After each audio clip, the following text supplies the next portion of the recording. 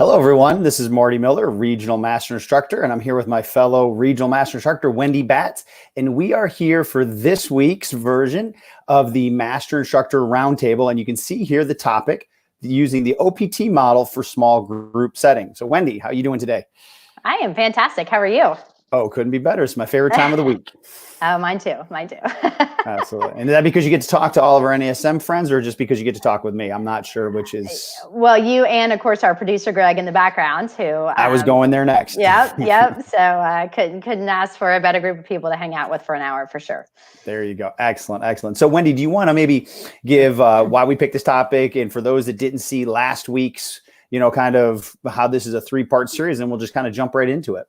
Well, absolutely. So, when Marty and I were talking about some topics, and again, we take all of your information. So I want to kind of throw it out there. If you guys ever have a topic that you would like for us to cover in more detail, we really do welcome those ideas. So therefore, we can make sure that we are providing the content that you guys are interested in, as well as what we obviously love to talk about. And we had been getting multiple kind of asks, if you will, regarding small group training. And so because there's such a wide range of ways that we can go about it, obviously last week we talked about taking this CES content and doing small group training. So again, if you've got people that have a lot of compensations, but you're doing, small groups, whether it's indoors now or outdoors, depending on, COVID, what your restrictions are, and what your availability is, or even if you're doing it online, we wanted to provide content information on what are some great corrective exercises that you can do with multiple compensations. Now, obviously, we want to now really kind of look at the OPT model as a whole and go into a little more detail of, how can you do small group training and why should you do it if you've never considered it? If you've always done a one-on-one, what are some great benefits that you can do really to increase your, your income? Because again, you can charge more per hour, but still make sure that the group is getting the best type of workout in a very safe and efficient manner, still kind of utilizing the principles of the OPT model. Absolutely. And I think, last week we went over some really good examples. I got some feedback on, thanks so much. I'm going to put this into practice. So go back, definitely check that webinar roundtable out if you didn't see that, because we're going to kind of continue to build off that. So there'll be some crossover on certain topics, but we're going to move more into the other parts of the OPT model. And, what I really like about this format is, when I first learned the OPT model, and Wendy, I speak for you too, the industry was a lot different, at the late 90s, early 2000s, when we learned the content. The amazing thing is the content and the education and the evidence-based system hasn't changed. It's just, how do we apply this amazing information into what is popular in today's environment, which is kind of like that boutique experience, small groups, boot camps, etc. So that's the best thing about this information that you're learning, is you've got the best science that no matter what changes within the industry, you're still going to have the right information. It's just, how do you apply it without forgetting the science? And that's kind of, Wendy, what I've seen many times is people go out and they get this amazing information, they get the education, then they get put into an environment that isn't strictly just one-on-one. And then all of a sudden the science kind of falls apart. And that's really, hopefully, maybe what we can do today is kind of show how, even no matter where you're going to use this, one-on-one or small groups, this is still the best approach scientifically. Absolutely. And I know, personally, I actually, when I lived in Arizona, I helped people open clubs that really focused on small group training. So I would train about anywhere from 4 to 6 people every 45 minutes, utilizing the OPT model. Now, again, there's multiple ways of going about structuring a small group setting. Like, do you want everyone doing the same thing? And if so, what are some very beneficial exercises to make sure you're including either in the warm-up, in the actual resistance component, or even in the cool down? Or can you multitask and, do kind of your homework the night before, write individualized programs, and set everything up for individuals where they're focused on the form. You show them how to do it, they take it, they do their exercise, you show someone else how to do something. So you're constantly moving and then watching what everyone's doing. And again, that kind of depends on the room size. It depends on how close the equipment is and what you have people doing. But all in all, when you start to incorporate group training, the one thing you will notice is that when you have people working out together, same day, same time, that they start to build a friendship. And so they start to hold themselves accountable as a group. And so therefore it kind of helps you as a trainer too, to make sure that people are showing up, that they're doing what they're supposed to do. And then obviously you're going to help them get to their goals faster because there's more compliance. And I think that's also a really key point that we kind of hit on last week, but I really wanted to stress out again this week. Absolutely. And then the one key point that I'll talk about is we're going to use the term small group. Some people have used boot camps, but we just want to kind of get an understanding of what our goal is. And, you know, I've talked to plenty of people in the military and made sure that this is an accurate statement, that the boot camp theory really back years and years and years and years ago was really designed not to elicit amazing fitness responses like what we're here to do. It was to challenge people beyond their normal level of physical fitness, and can they push through when they're mentally and physically fatigued and or breaking down. So there's nothing wrong with still using the boot camp mentality and having fun, but clearly our job as fitness professionals is to elicit amazing fitness responses without having those negative effects of overtraining or training improperly or training at a volume and an intensity level that's not appropriate. So feel free to make it a boot camp, call it a boot camp. If that's what you want to do. We use the term small group, but again, just understand that when you use the model, you can still have that same experience and fun, but you're going to use the scientific principles from the model. And we're going to show that here today to get that fun atmosphere that Wendy's talking about. Yeah. And I mean, you know, again, we kind of just touched on this, but if you think about the desired outcome for both the instructor and the client, you're going to see that in all reality, there's a lot of similarities. So for example, the price, you personally as an instructor are going to make more money because even if you charged, let's say, you know, $100 for a one-on-one and you had 5 people coming in and you charged $25, then of course you've made more money that hour and you're spending an hour with more people. So it's a way to increase your income that way. Obviously more people per session. One of the reasons I decided to go into small group was mainly because I had people on a waiting list. There was a lot of people that looked at me as a corrective instructor that I could really help fix people, but then also get them to their goals. You know, the environment was fun. We had great music, you know, and people were, you know, specifically, you know, getting the work done without me having to sit there and count for them and everything. Again, it was like show, tell, do. Now you do it. I watched them do a few repetitions. I turned around, I showed someone else. I kept checking back to make sure the 5 kinetic chain checkpoints were dialed every time with each person. You know, and when one person was, you know, I showed all 5 people. By the time I got done with number 5, it was almost time to start the second exercise for person number 1. So again, it really depends on how you want to run your session. That was my niche, though, you know, was really trying to help people and, you know, monetizing my, you know, how much money I was making per hour, but also monetizing the experience and the amount of people that I could see at the same time without having to put someone on a waiting list and saying, hey, maybe in a month I'll call you. I'll just let you know if someone cancels. But one thing I also want to make sure that I stress is you have to have fun. And fun is something that, you know, sometimes we take for granted. But, you know, the reason why I wanted to bring that up is if you have that boot camp mentality and you're sitting there screaming at someone, like, do this, go harder, push faster, you know, and they're constantly getting yelled at, you know, that's not always the best experience for the person that is going through the actual workout. And they may feel like they're getting yelled at all the time at home, you know, like either by their husband or by their boss or, you know, just so much going on. You want to change that environment. So when they come in, they're feeling very welcome. They know what they're going to do. You have it all planned out. You've taken the guesswork out, and then you really are maximizing the outcome for everyone, including yourself. Absolutely. No, I think that's great. And I think that's the key thing is that if everyone's enjoying it and there's the scientific applications behind what we've studied, great outcomes, great results, then obviously everyone's going to be happy and you're going to have a successful business. So what we'll do is we'll jump ahead now. We'll move into the next slide and kind of dive a little deeper into how we would actually, you know, go into these programs and, you know, what we can do. So Wendy, I can start off here, you know, if you want. So obviously just because we're doing a group doesn't mean that Wendy and I throw the assessments out. We did touch on this last week. So if you're here again, we're going to review a couple things from it. If you watched last week's roundtable, there's going to still be that similarity because this is that important to us. So there's different ways you can do it. And it really comes down to what facility you work in. I worked in a facility that was multifaceted. We had group exercise classes, we had small group training, we had one-on-one, we had general fitness. So what worked for us is we would do the assessment as a free part of being a member.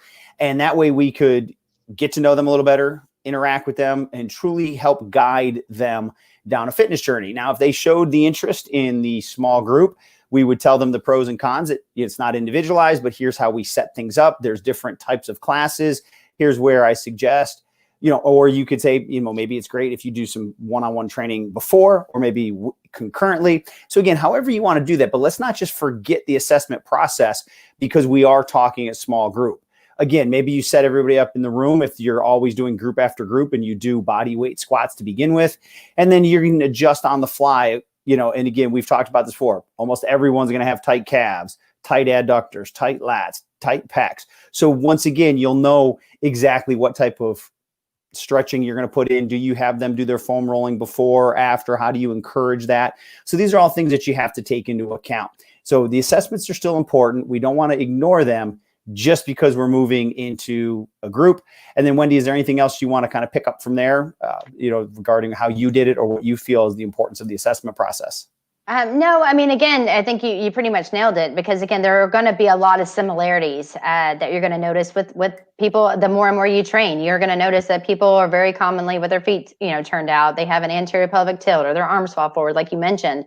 So I think, really just trying to think about the people that are coming into your classes. And again, are these people that are commonly coming in? Because as you get to know them more and more, you're going to know, are these business individuals that have to sit multiple hours in front of a computer? So therefore you can look at the common compensations for someone that has that type of job, and then make sure that it's very specific to them. Or do you have like mid-morning clients that come in that may be your stay-at-home moms that, they have their mom group that they want to come in, and, or babies with strollers, you're outside doing stuff. So you want to be creative, but you also want to really kind of think what is going to be the best, kind of bang for their buck as well as yours, meaning on the corrective side of it. Again, we're not doing CES, but you're always correcting imbalances as much as possible. So therefore people move better, feel better, and therefore are going to hit their goals.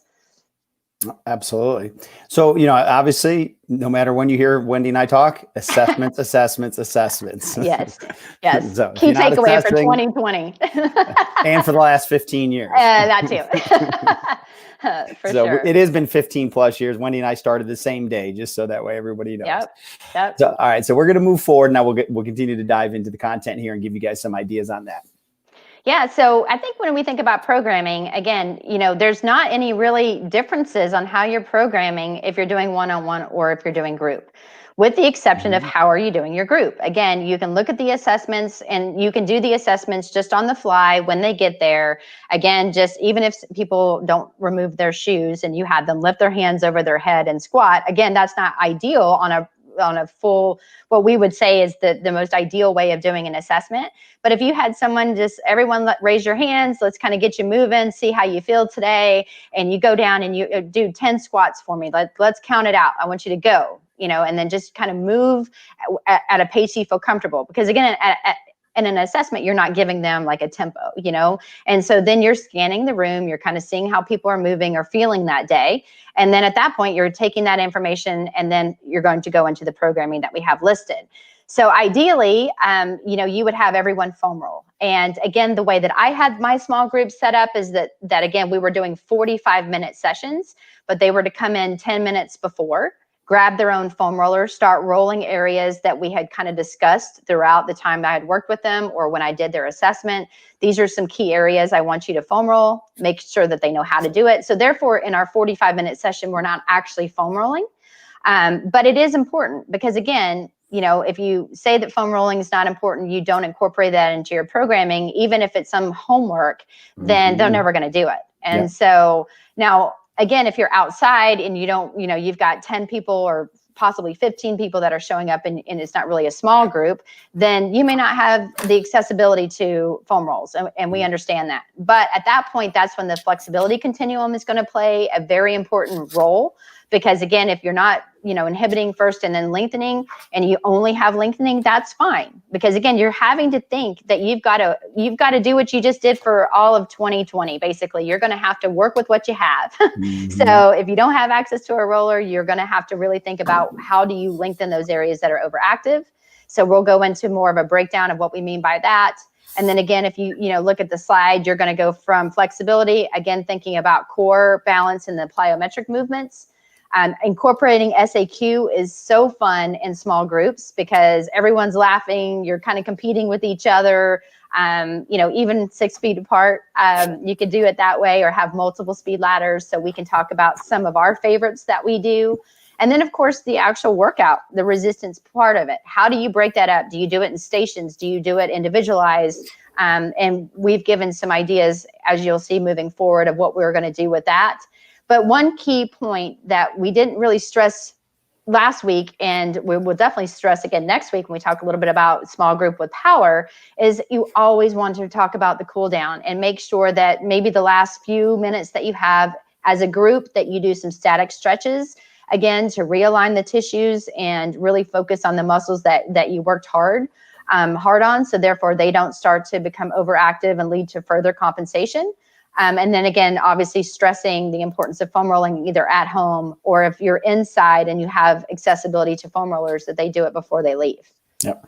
And the one thing I've seen recently, well, before my travels, is a lot of indoor facilities. They actually had stations now of like the percussion vibration guns, whether it was the hyper ice version, like the stand where people could take it. That way, if they couldn't roll around, but it really, at least they were doing something towards getting that soft tissue ready to go. So there's, again, depending on how you want to offer your services, let's just not skip some of these key important parts of the OPT model. Absolutely. That's what we do now at the current club I work, that I see my clients in. We have stations, and that's exactly what we have. We have the hyperspheres, we have the vipers, we have the volts, we have everything. And so they come in, they grab it, and then we have someone immediately wiping everything down. So again, we're very COVID conscious, but Georgia's still open, so we're taking advantage of that. But yeah, to your point, I mean, and a lot of people own their own. Well, that's a great way to have now a retail. If you're introducing to those products, they're going to want to buy those products. So now you've got another, instead of just saying, hey, go do it, you provide them, you make that investment yourself. But I'm going to say a good 50% of the people or more will be like, I need one of these for my house. Yeah. Yes. And, it makes for, if you want to spend a lot of money and you want to do the ones that vibrate, you could definitely give those as gifts. But if not, even some of the standard, rollers and stuff, they make for great gifts, especially this time of year, if you're looking for some ideas of what to get your clients. So just throwing that out there. But there you go. Yeah. So let's talk about the continuum. So Marty, why don't you, when we think about, the flexibility continuum, why don't you talk us through, again, when you think about OPT model, we're thinking about, usually phases, but when you're talking about small group, how can you incorporate all? Do you do them all at the same time? Should you just do one? How do you know what to do? Yeah. So as you move into, we did corrective last week. So now if we're moving into the next part of doing small groups, the way I did it is I would have small group training, stabilization based. Then I would eventually move them towards the strength or strength endurance. And then I would do power, kind of like what we're doing here. So if you're just going into stabilization, you can just do your self-myofascial rolling release techniques, and then just go right into static stretching. Now, for some reason, if you're going to do a strength or other type of the continuum, you can still start with static of the areas that we talked about are the most overly active for everybody. And then you could add the active as the next part right afterwards. It's just, we wouldn't recommend doing static and then going right into a strength exercise or a power exercise. So you use the continuum and you can stop at the level of the model that you're going to do the resistance training in. If you're going to get to power, which we'll cover in more detail next week, you're going to do your self-myofascial rolling techniques. You could do static and active and then dynamic. And now think about that nice continuum and warm up you have as a movement preparation for the workout. So there's just ways that you can stack these in together, but don't just do static and then jump right to a strength or a power. So that's the key thing, is you're going to carry it through to the level that you're going to do your resistance training in. Yeah, and even if you're in phase one and you know that it's going to be a really hard SAQ day, or you're going to add a lot more running or different drills that we'll talk about and stuff, it is okay to go into static and then going into a couple actives, or even going and spending a lot of time in dynamic stretching. The big thing is the definition of dynamic stretching is preparing the body through the full available range of motion. Right. So that's why the static stretching is so important. If you saw people with a ton of compensations, you want to try to get as much extensibility in those overactive muscles, and then go into trying to get even greater range of motion. You don't want to have somebody come in, avoid static stretching, going into dynamic. You're not going to get full available range of motion. You're going to continue with compensations, which could eventually lead to injury, especially as you increase some of the intensities or exercise selection that you're doing. Yeah. So to your point, you can use them all. Just make sure it makes sense.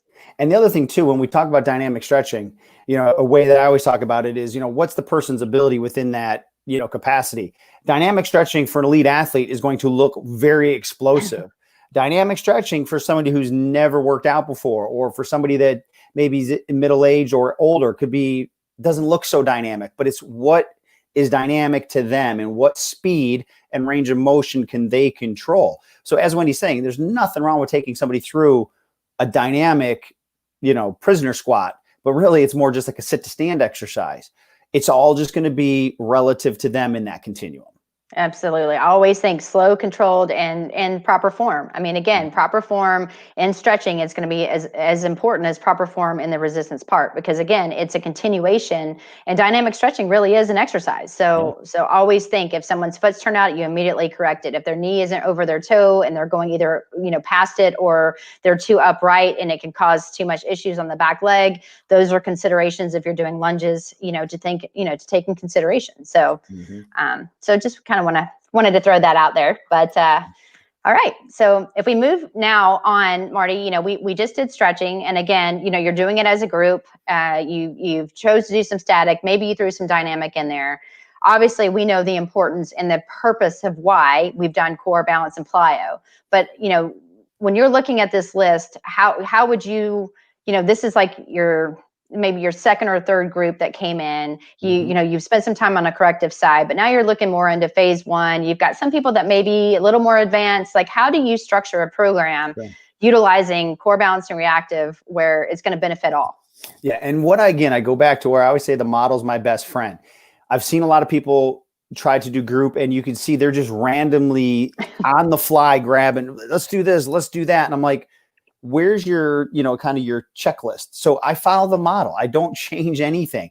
My clients don't realize that we're going from core to balance to react. They just know that, hey, Marty keeps me moving. He's got new exercises all the time. He gets my heart rate up. So when you look at the list that we provided here, we're just giving you some of a ton of exercises. But, again, you want to keep it simple. So the examples that you see here are not overly complicated. I think a lot of trainers come up with the most complicated exercise because they're trying to impress their clients. What impresses the clients is, am I getting a great workout? Do I feel like I know what they're speaking to me about? And can I actually do it? So we didn't do anything crazy here. We have our planks, we have our side planks, we have our plank walks, which would be your down to up to back down position. Nothing crazy, but again, are they executing it properly? And then you might get them up and go have them do a 20-yard jog back and forth. So there's things that you can do to make it more that small group or that boot camp feeling. Bridges, different bridge progressions, right? Start with 2 legs, and then all of a sudden you're going to an alternating leg. Then you're going to a single leg. Different crunch progressions, right? It's perfect form and technique, but where do I have my arms to create more resistance? And then bear crawls is a great dynamic core stabilization exercise, right? My core has to be stable while I'm moving. And you could do that in multiple planes of motion. You can go forward, you can go backwards, you can go in circles, you can have them do like snake drills with bear crawls, set up cones. So I didn't have to change the exercise. I just changed plane of motion. I changed distance. I changed, and again, you'd be shocked how people at first hate bear crawls. But, as soon as they think they're good at it, then I set up cones and make them snake through it. And they're like, oh, he got us again. Then as soon as they get that, then I'm like, okay, now snake through it backwards. And they're like, so again, I don't have to always recreate the program. I just change one variable within it. So, that's, just some examples of the core. So I don't know if you want to kind of go into the balance part. Sure. And, people think they take for granted a single leg balance with reach. And the thing is, I mean, even as, a master instructor with NASM for so many years, when we do our live workshops, we have trainers, again, who are very, very much in shape, that they work out daily. They see a ton of clients, and we have them stand on one leg and do multiplanar reaches. And they are kind of shocked when they do it correctly, because again, it's all about really training the muscles underneath the arch of their foot. So they're like, oh my gosh, I feel my arch burning. It's like, yay, because that's, again, what you're trying to do. So, even in a group, if you have everyone, kind of get into an athletic squat. So there's a slight bend on the leg that they're standing on, and they're going through frontal plane, sagittal plane and transverse, and everyone's doing it together. You do however many reps, slow and controlled. You switch sides, and then you immediately go into something like a single leg squat or a single leg Romanian deadlift. You can do that, and again, their foot is like on fire. You activated the foot and ankle complex, which is what you're trying to do.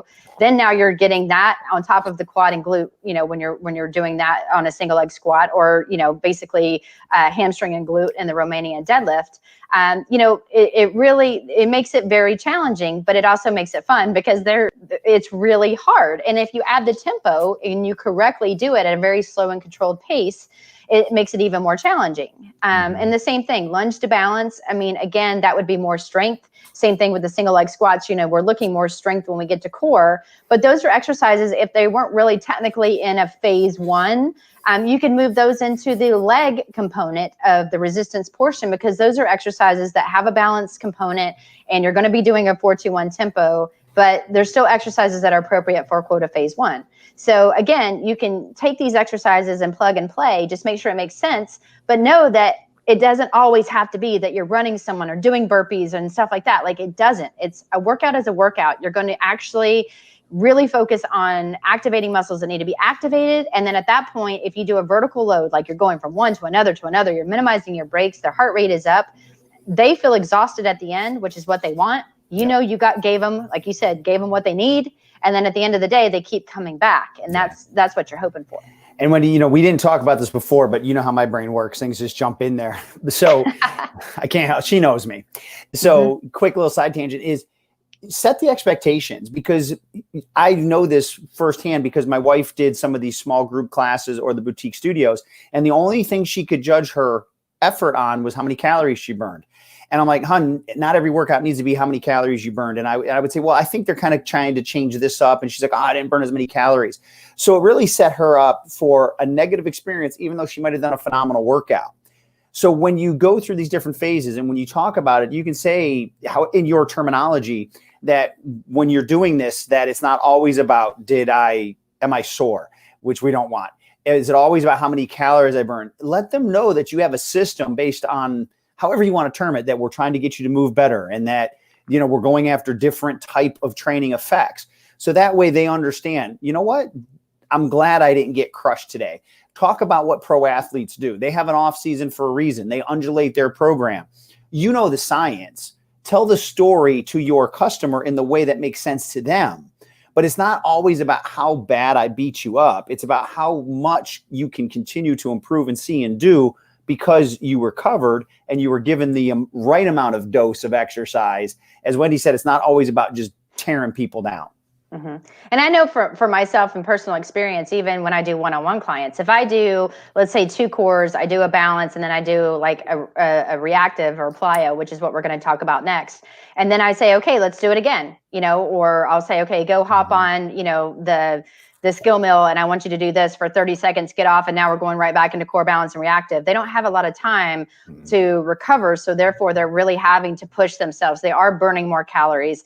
And again, at the end of the day, they don't really care. They're hiring you to care. They want to get their butt kicked. They want to feel like they got a good workout. And again, we're not trying to make them not be able to get up out of bed the next day, but we want them to feel like they got something good out of it. And again, slowing everything down, even in a quote a small group class, is going to be more challenging than if I had someone just do constant, like, give me air squats as fast as you can for 50 of them, versus I'm like, okay, I want you to give me 15, go down really slow, hold it up on your toes, down again, slow, and I'm counting it out, up, and again, you're kind of walking them through, being the trainer that you should be, very aware, watch your foot, hey, make sure you're, bring your abs in, watch your shoulders, your head's starting to fall forward, still cueing them Make it fun, be interactive, but again, they're going to get more out of it if you still follow the model. Just even though you've got 5 people in front of you versus 1, there really shouldn't be a lot of change in how you're designing your programs.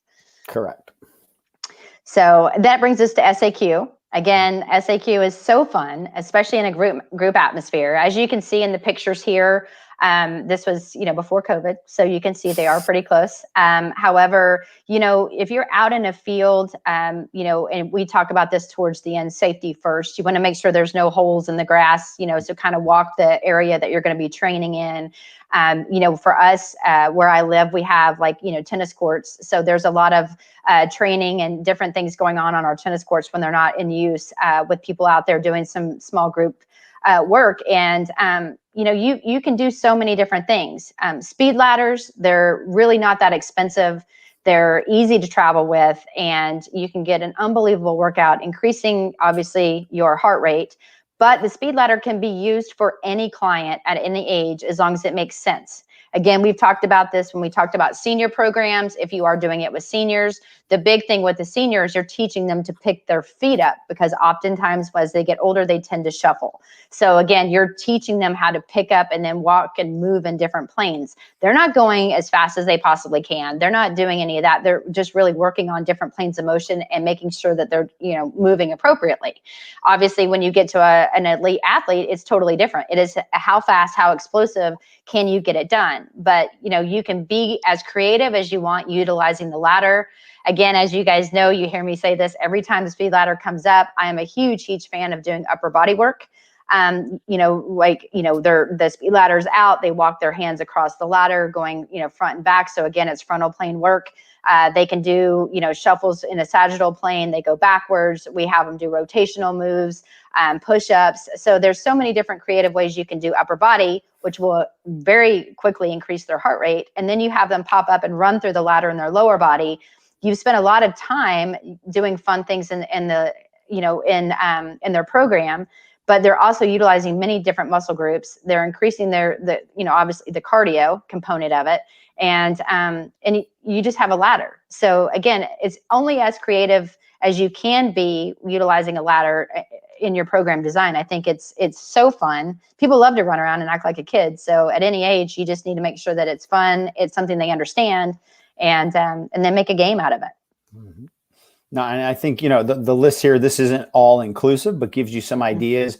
Whether you jump rope, and have people jump rope without a jump rope. If you're like, oh, I don't know how to jump rope. Well, pretend you're jumping rope. You're still moving. You're still working on your foot work. You're still working on coordination, jumping jacks. There's multiple planes. Obviously, the different type of shuttle runs, cone drills that I talked about that you could put in with the bear crawls or just regular. And again, these could be walking if people have to. I've had the privilege of training people that are fighting and battling Parkinson's, and just getting them to walk and to change so they're not so sagittally plane based is huge. Might not get their heart rate up as much as you think, but just getting them to be able to move in multiple planes. There's other tools out there like the penalty box. That's a new thing that you'll see out there. Something you can fold up or do footwork, easy to travel with. And then again, my background with martial arts, I love to do shadow boxing. But again, in that shadow boxing, if you know how to do it, you can teach footwork.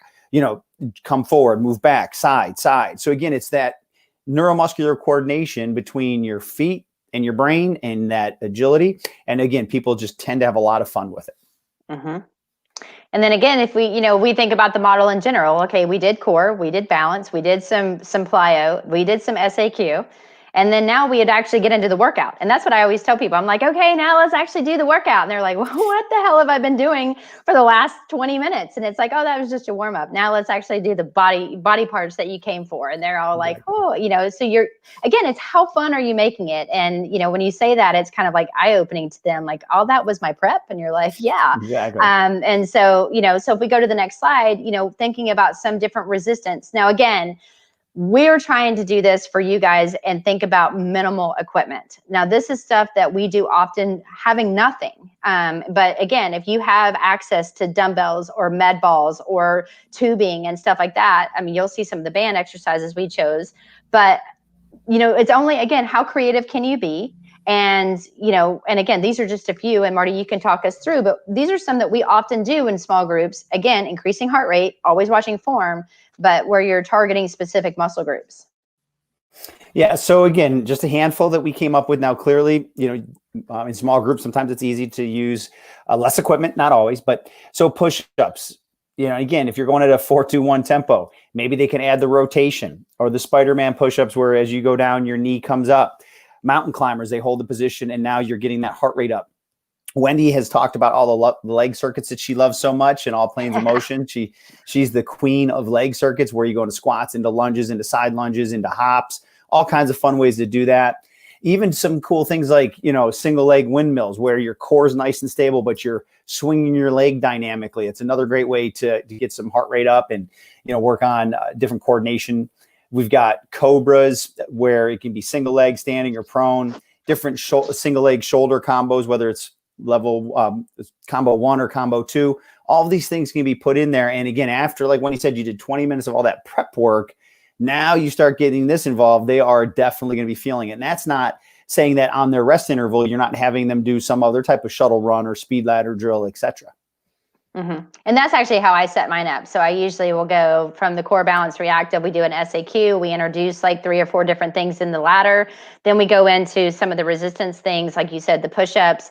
The single leg windmill you could do obviously with your legs, or what I usually have them do is they'll be on one leg, they bend over and their arms are out like an airplane, and they have to actually try to touch their fingers like towards their toe. And I say touch, they're not touching it, but they're trying to line themselves up, making sure that there's no bend in the elbow. So there's some rotational core, as well as really trying to get the obliques and everything working. It's super challenging.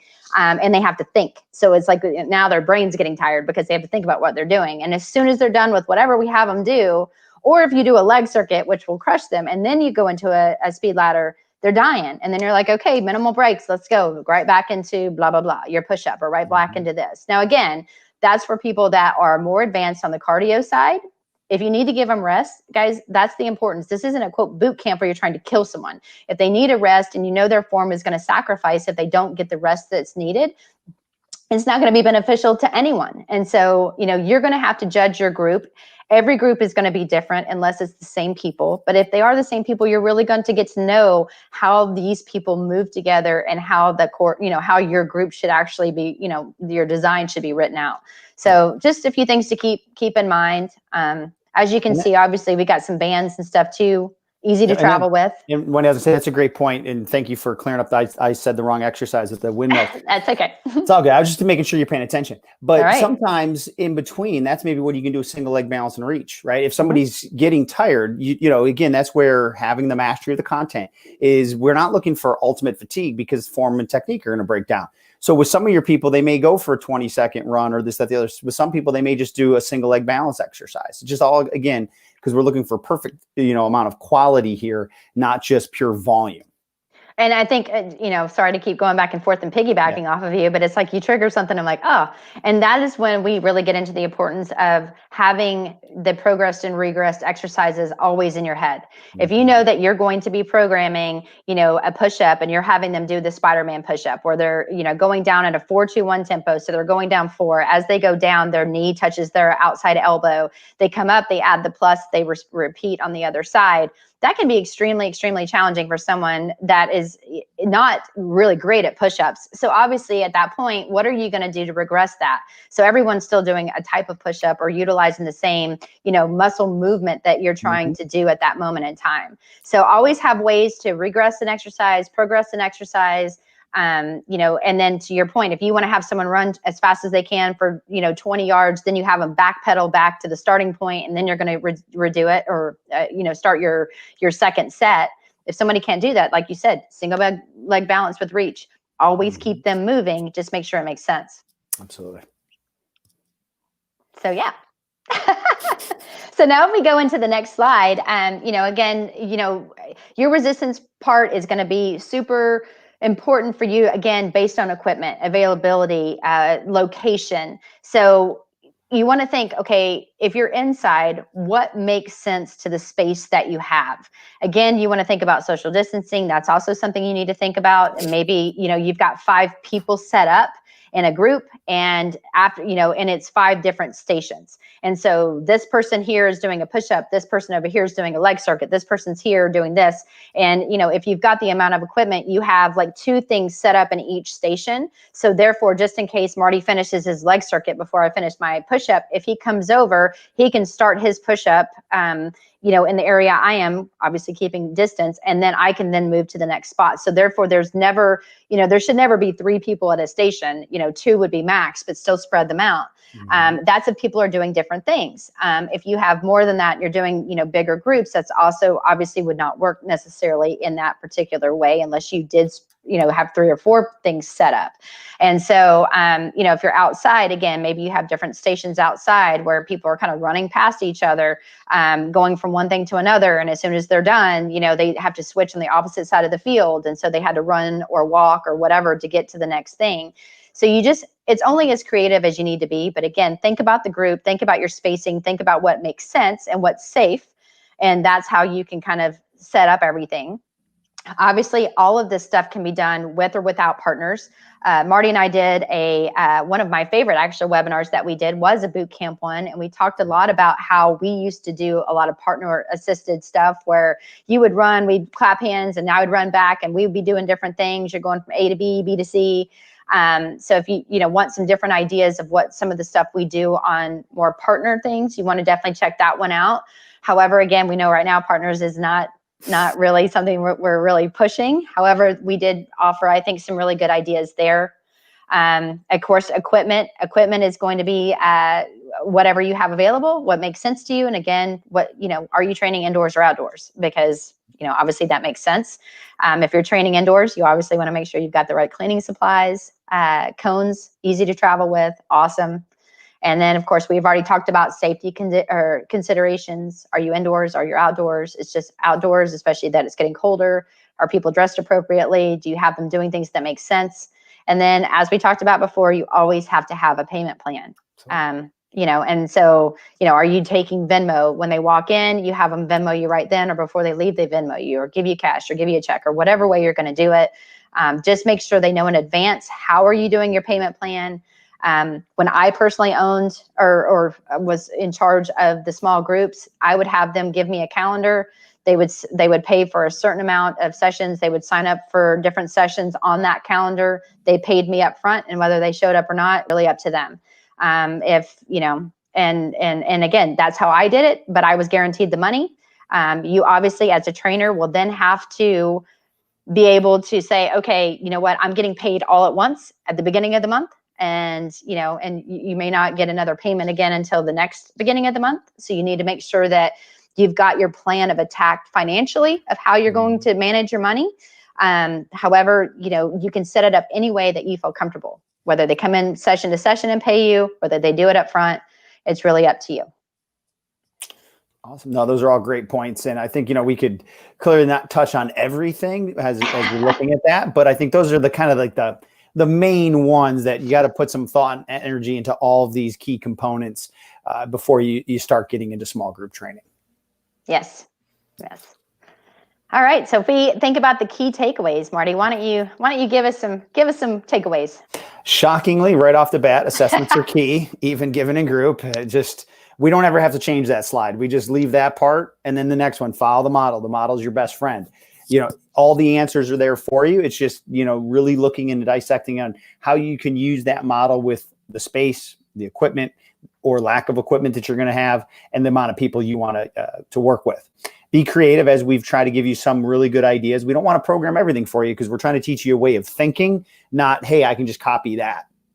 Obviously, the kinetic chain checkpoints are always going to be important because, again, that's auto-correcting. If you get me to stop having my feet turn out, obviously I'll be working muscles differently than allowing me to do things with my feet turned out or my low back arching, etc. And then from there, make it your own, make it fun. If you're sticking to that underneath there in your recipe, you can be creative and you can do other things with it, but at least you have that underlying skeleton there of the best science and the best system to then elicit amazing responses for your clients. Very well said. Thank you. I try. Yeah, and I mean, to piggyback off of that, I mean, what you said was spot on, because again, you're only as creative as you want to be. And so there are so many tools out there that you could Mhm. utilize, different modalities. Obviously, we did webinars on that as well.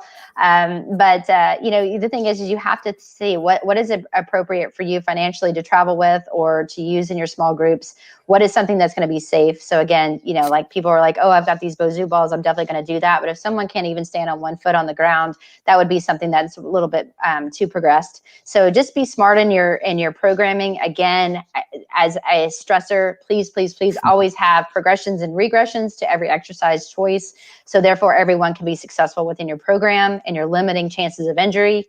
And use the model. I mean, again, the model has the tempo is what's really going to kill them. It's harder to do a 4-2-1 count push-up than an up and down push-up. I'm telling you, they're going to love it. Well, they're going to hate you, but they're going to get a lot out of it. And again, remember, most injuries occur transverse, you know, plane of motion while they're decelerating. So train areas that you know are going to be helpful in everyday life, and you are going to you're going to be successful. Awesome. I think we have some time for some questions. Sure. So Greg will send them our way. All right. So we got a question from Karen. So maybe she missed this, but how are you handling people that are different levels of fitness or in the same group? When do you want to start? And then maybe I can add in if need be. Yeah, Karen, I see afterwards you said, looks like she just answered that. So hopefully I did. But again, remember, just make sure that, you know, that you have progressed and regressed exercises. So again, if you're having someone run from a side to side and you know that someone's really not cardiovascularly ready for that type of, you know, sprint, then they can jog, or you could have them skip to a side, you know, make it fun. They could even walk with high knees. I mean, anything just to keep people moving. Same thing, have, you know, a push-up. Are you going to have them go to their knees, or maybe they'll do something a little bit different? It's just always know what you're going to have them do. And when you're demoing it, again, if everyone's doing the same thing, hey, this is the exercise. If this is a little challenging, do it this way. If you want a little more advanced, do it this way, go. And then everyone does it. So again, I think it's, you know, it's really just be creative, but just have a plan. Awesome. Excellent. Excellent. Greg, are there any other questions you want to send our way? Okay, so what do you charge for group trainings? So the way I would do it is I took my hourly rate and then I would kind of divide that out, and it would be more than my hourly rate. So obviously, based on where you work, what the environment is, you know, so I can't give you an exact number, but like say Wendy gave an example. If I was going to be charging $100 an hour for one-on-one and I worked with 4 people, there's more work for me, more effort for me. So I would at least start usually at 15 to 20% more of a charge and divide that out by the amount of people. Now, if you get into a very large group, we started saying small group, and you're training 20, 25 people, obviously, you know, each person should pay, you know, a smaller amount. And, you know, there's got to be a cap to a certain level. But again, your skill set's going to be used in a very, you know, more challenging manner to try to keep 15, 20 people together. So I would study the market, study the other charges and other people doing it in the area, make sure that you get fair value for your abilities and skill set. But I think that if you come out and really do an amazing job with including the assessment, including these progressions, I think that you can command a very fair amount compared to one-on-one training. Absolutely. And also know your number. What is your max amount of number? And like you said, at that point, that's when you can say, because again, for us, my rate's a little bit different, but I know at the time, I mean, we charged $25 a session for a 45-minute session, and that was in Arizona a few years ago. And so, yeah, but we had to max that. So, Absolutely. So Kellemer, how are you doing? We know Kellemer from our mentorship. So any advice for online group training? Kellemer, I don't think it's going to be any different, except now you know what your environment is as the instructor. You don't know what the environment is in their home. So you got to make sure that they're set up for safety. Make sure you maybe give some advice on, hey, make sure that there's nothing around, and, you know, create a safe area in their home. And then as you do the exercises, you may have to do less traveling because they need to see you in front of the camera, as well as you want to make sure that they're not doing something and moving into towards something that could cause an injury. So it's going to be a little bit more stationary, but again, follow the model. That doesn't mean you still can't do amazing things in a more restricted area. Great question. Let's see, Greg, do we have time for any other questions? Okay, Wendy, I'll let you take this one. How would you recommend best monitoring their heart rate and exertion for online training? Oh, so that one's a little bit, I wouldn't say challenging. I think I would monitor it the same way. I mean, in the very, very beginning, I usually do like the RPE scale. So basically 0 to 10. Hey guys, listen, if you start to feel yourself getting to an 8, 8 or above, then I want you to take a small little rest. Again, it's how you present yourself up front of what the expectations are, because again, there are going to be times where their heart rate may be a little bit higher if you are doing, the speed ladder, or you are having them run and do different shuffle runs or something like that. However, again, some people have heart rate monitors now, the wearables and technologies, like they're going to have to know it. If you're going through and saying, you want to be in this stage 220 minus your age, and you're timesing it by, 0.75, which is 75% of your heart rate, know that number. I mean, unless they have a wearable, you really can't tell. So I think the talk test is great. An RPE scale that you give them from 0 to 10.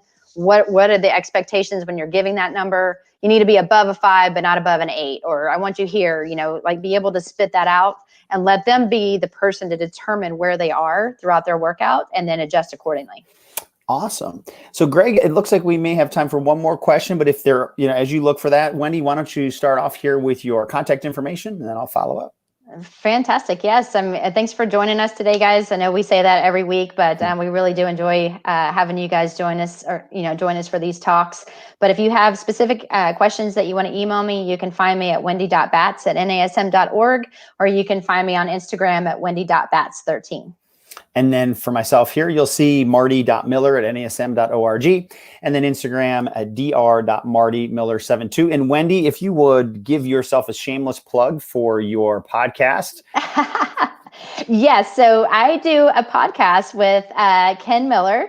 It's called Random Fit, and it is obviously powered by NASM, but we talk about a lot of different random topics within the fitness industry.